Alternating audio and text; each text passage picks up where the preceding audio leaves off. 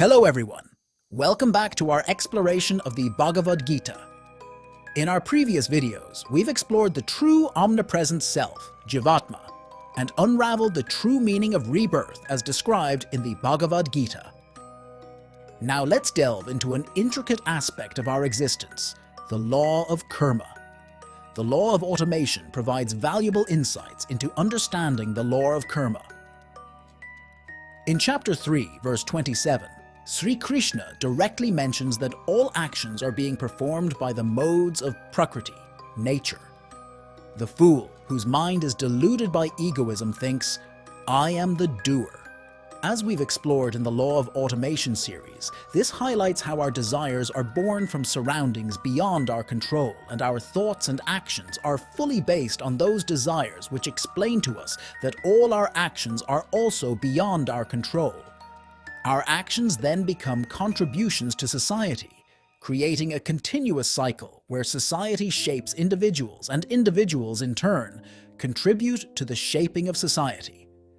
This interconnectedness emphasizes that the actions of individuals are not isolated events, but are part of a larger, intricate cycle of cause and effect, emphasizing the profound understanding that I am not the doer. Everything is happening on its own accord, based on the laws of nature, such as the law of gravitation, three modes of nature, sattvagun, rajogun, or tamogun, the law of automation, and many more. Human actions are also happening on the basis of the law of nature, beyond our control. We think that we are controlling our actions and thoughts, but that's not the case. We can trace back everything and find out why it's happening. For example, consider rain. Rain happens because of the sun evaporating water from the sea, which then forms clouds and eventually leads to rainfall. Similarly, we can investigate why a specific person is doing a particular thing. Just as we can see how our desires are born from the influences of our surroundings, society, and environment, and actions of individuals are guided by these desires. And all of this is beyond our control, just like digestion and healing, instead controlled by the laws of nature. But in chapter 2, verse 47, he states, "Your right is to work only, but never to the fruit thereof. Be not instrumental in making your actions bear fruit, nor let your attachment be to inaction." At first glance, these two verses might seem contradictory, but they are not. Why? As discussed in a previous video, when exploring scriptures, it's crucial to recognize the distinction between your real self and the mind. If you interpret teachings from the perspective of the mind when the scripture is addressing the self, ayatma, confusion and contradictions may arise. In verse 27, Sri Krishna speaks from the perspective of the self, emphasizing that the self is not the doer. In verse 47, he addresses the mind, which is the real doer, responsible for actions.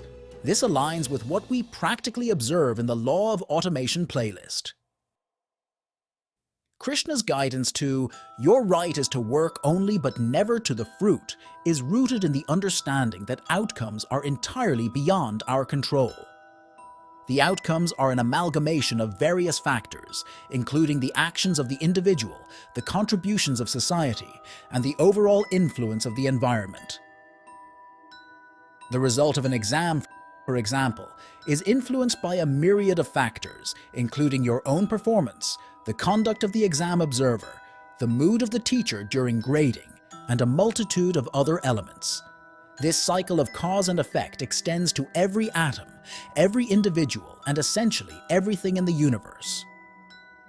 In the grand scheme of things, every action contributes to the unfolding of events, and the results are a culmination of these vast and interconnected actions. Recognizing this interconnectedness is at the core of understanding the profound concept of karma in the larger context of the laws of nature.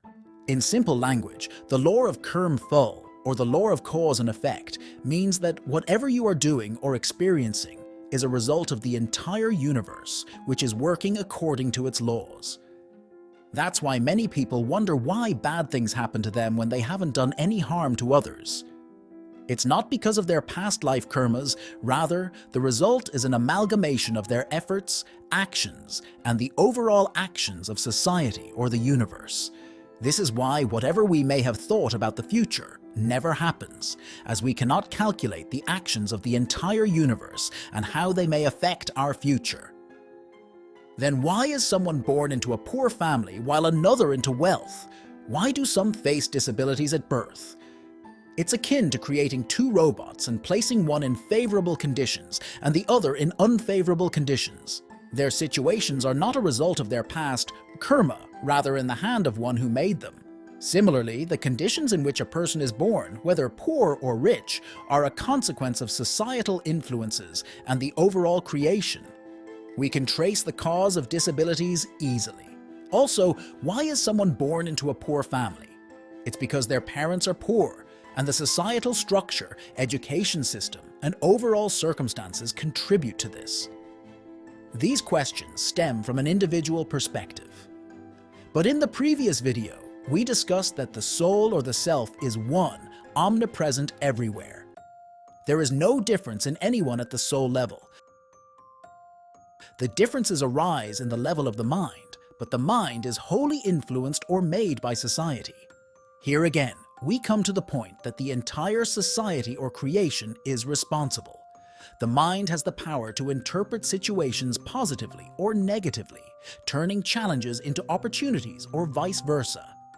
And the mind is the product of society, and later, the mind affects and changes society. Have you ever heard about prarabdha karma?